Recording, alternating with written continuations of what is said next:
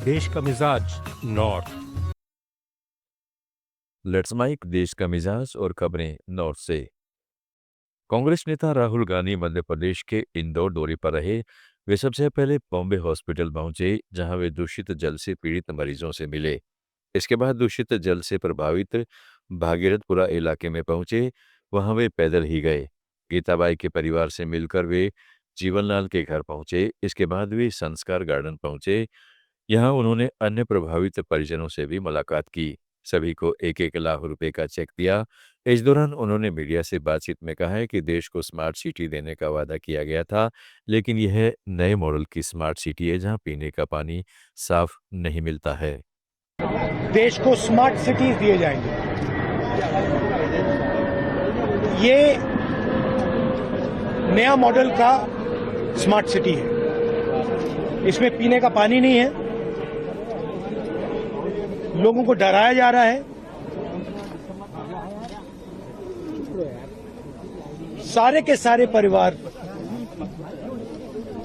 पानी पीने के बाद, मतलब इंदौर में साफ पानी नहीं मिल सकता है।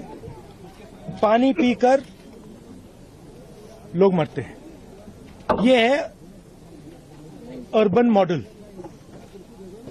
और ये सिर्फ इंदौर में नहीं है।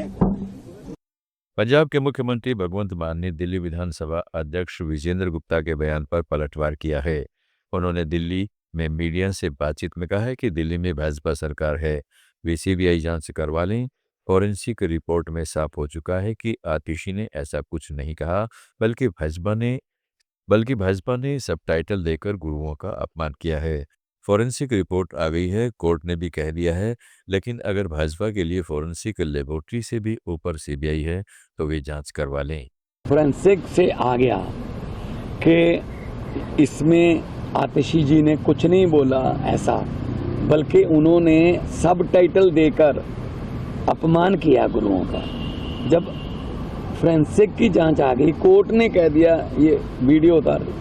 अब उसके बाद भी अगर बीजेपी की सीबीआई उस फॉरेंसिक से भी ऊपर है तो करवा लें जांच, कहाँ जान से मर्जी। सर कह रहे हैं कि स्टेट एजेंसियों का इस्तेमाल कर रही है पंजाब सरकार। कौन? पंजाब सरकार स्टेट एजेंसियों का अपने इस्तेमाल ज्यादा कर रही है। कौन कह रहे हैं? बीजेपी। यही आंसर है सर। एक सवाल। भाजपा राष्ट्रीय प्रवक्ता संबित पात्रा ने पश्चिमी बंगाल की मुख्यमंत्री ममता बनर्जी और टीएमसी सरकार पर जमकर निशाना साधा है। उन्होंने दिल्ली में मीडिया से बातचीत में कहा है कि बंगाल अध्यात्म, तप, तपस्या और यज्ञ की भूमि है, लेकिन बहुत दुख के साथ कहना पड़ रहा है कि उसी तप की भूमि पर ममता बनर्जी ने जिस प्रकार का शासन स्थापित किया है, उससे बंगाल में पंग भंग जैसी स्थिति बन गई है। पात्रा ने आरोप लगाया है कि तुष्टीकरण की नींव पर ममता बनर्जी की चेष्टा है कि बंगाल को अलग अलग कर दिया जाए।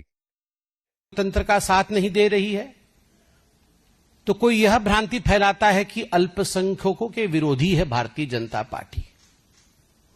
मगर वास्तविक कहानी क्या है, आज इस महत्वपूर्ण प्रेस कॉन्फ्रेंस के माध्यम से देश के समक्ष भारतीय जनता पार्टी रखना चाहेगी।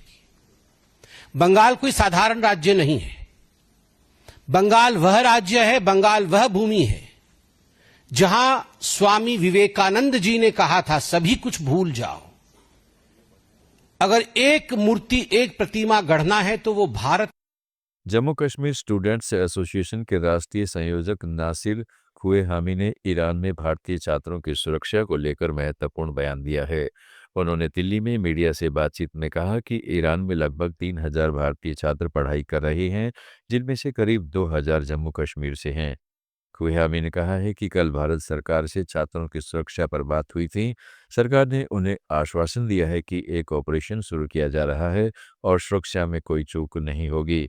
फिलहाल छात्रों की निकासी का ऑपरेशन होल्ड पर रखा गया है, क्योंकि वहां की स्थिति धीरे धीरे स्थिर हो रही है। देश के मिजाज में फिलहाल इतना ही। जुड़े रहिएगा लेट्स माइक के साथ। आप सुन रहे थे let's mike more than radio. Follow कीजिए हमें हमारे सोशल मीडिया प्लेटफॉर्म्स पर। It's time for news. It's time for more than radio. Presenting the first radio news app, Let's Mic.